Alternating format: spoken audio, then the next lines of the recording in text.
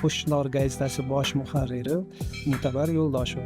Oilada ta'lim va tarbiyani qiz bolaga ham, o'g'il bolaga ham birdek berish kerak. Nimaga ajrashyapsizmi desam, bu odam nima buni qo'pol gapiradi desam, chini bilan ajrashishga ekan. Ko'pincha toifalashadi, ayollar mana bunaqa bo'lib ketdi.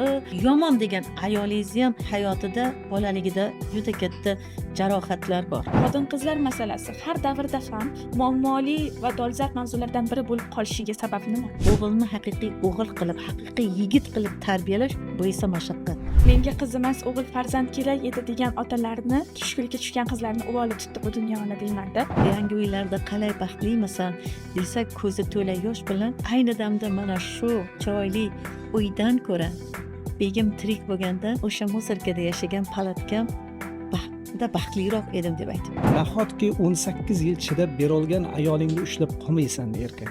Narsaparast qilib tarbiyalamasligimiz kerak. Qiz farzand nima uchun 200 darajaga qo'yiladi? Eshitish yo'q-da, tamom yashaysan.